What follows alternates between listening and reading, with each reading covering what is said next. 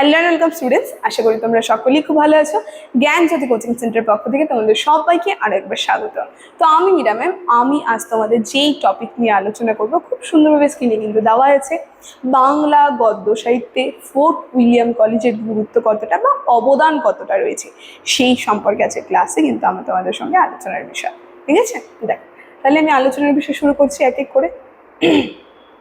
দেখো, প্রথমেই দেখে নিই এই যে ফোর্ট উইলিয়াম কলেজ যে রয়েছে, একটুক্ষণ আগে যে বললাম বাংলা গদ্য সাহিত্য দেখে আসে তার অবদান কতটা রয়েছে।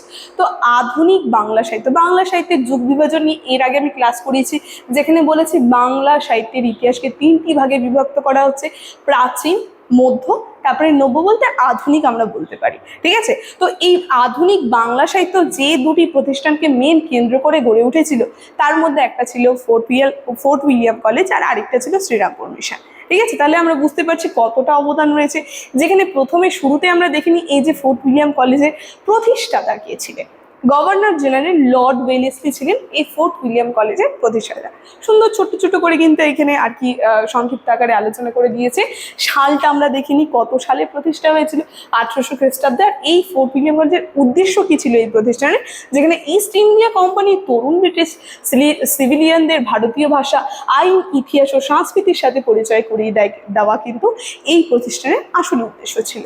তারপরে তাৎপর্যতে বলে দিয়েছে যে এটি ব্রিটিশ কর্মকর্তাদের শাসনের সুবিধার্থে এবং ভারতীয় ভাষাগুলোর মান উন্নয়নের লক্ষ্যে কিন্তু তৈরি হয়েছিল এই প্রতিষ্ঠান ফোর্ট উইলিয়াম কলেজ। ঠিক আছে, তাহলে আমরা বুঝতে পারলাম, খুবই ছোট ছোট আকারে জেনে গেলাম যে কত সালে প্রতিষ্ঠা হয়েছিল, কে প্রতিষ্ঠাতা ছিল, প্রধান উদ্দেশ্য কি ছিল।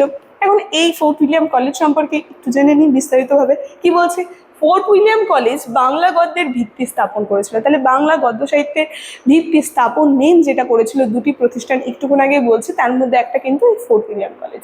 এবং এর আগে বাংলা গদ্য ছিল মূলত শাস্ত্রীয় ও কাব্যিক ধারা, কিন্তু এই কলেজ পাঠ্যপুস্তক তৈরির প্রয়োজনে যে গদ্য ব্যবহার হয় তা ছিল আধুনিক। ঠিক আছে, যেখানে আমরা দেখতে পাচ্ছি প্রথমেই রয়েছে বলেছে প্রথমে ধানের মতো মৌলিক কাজ শুরু হয় এবং যা বাংলা ভাষার মান নির্ণয়ে গুরুত্বপূর্ণ ভূমিকা পালন করেছিল। ঠিক আছে, তাহলে আমরা দেখতে পাচ্ছি বাংলা ভাষার মান উন্নয়নের ক্ষেত্রে একটা গুরুত্বপূর্ণ ভূমিকা পালন করেছিল কিন্তু এই প্রতিষ্ঠান।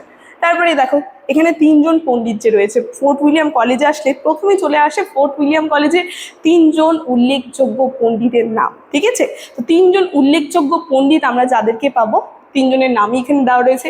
প্রথমে রয়েছে উইলিয়াম কেরি, তারপরে রয়েছে মৃত্যুঞ্জয় বিদ্যালঙ্কার, তারপরে রয়েছে রামরাম বসু। আবার এর মধ্যেও যদি বলে যে এই তিনজনের মধ্যে শ্রেষ্ঠকে, তোমাদের শর্টে ছোট করে কিন্তু আমি বলে দিচ্ছি, এই তিনজনের মধ্যে অন্যতম যিনি ছিলেন তিনি হচ্ছেন মৃত্যুঞ্জয় বিদ্যালঙ্কার। ঠিক আছে, তো এদের অবদান কতটা রয়েছে সেই সম্পর্কে জেনে নিই। বলছে কলেজে বাংলা সংস্কৃত বিভাগের প্রধান, যেখানে তিনি বাংলা গদ্যের রূপরেখা ও ব্যাকরণ তৈরির পথ প্রদর্শক ছিল এই উইলিয়াম কেরি।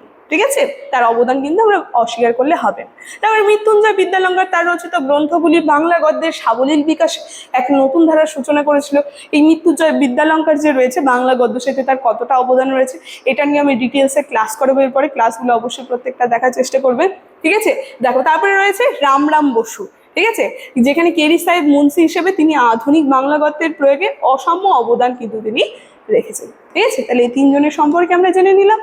তারপরে দেখো মুদ্রণ ও শিক্ষা, যেখানে এই যে প্রতিষ্ঠান, তো আমরা তিনজন গুরুত্বপূর্ণ যে অন্যতম পণ্ডিতদেরকে পেয়ে গেলাম।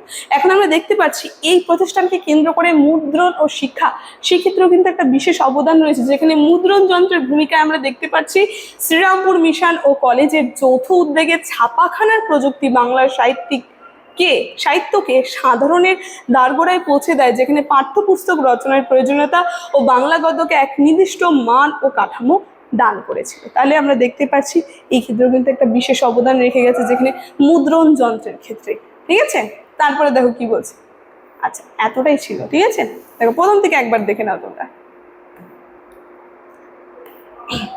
প্রেক্ষাপট, তারপরে অবদান কতটা রয়েছে এবং তিনজন উল্লেখযোগ্য যে ব্যক্তি, তার সঙ্গে মুদ্রণ ও শিক্ষায় তার অবদান।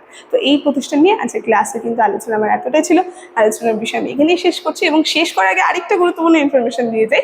দেখো স্ক্রিনে দুটো নাম্বার দেওয়া আছে, যে কোনো একটি নাম্বারের মধ্যে কল করে নিয়ে কিন্তু তোমরা আমাদের সঙ্গে সরাসরি যোগাযোগ করে নিতে পারো। ঠিক আছে, আলোচনার বিষয় এখানেই শেষ করছি। ভিডিওটি শুরু থেকে শেষ অবধি দেখার জন্য থ্যাংক ইউ।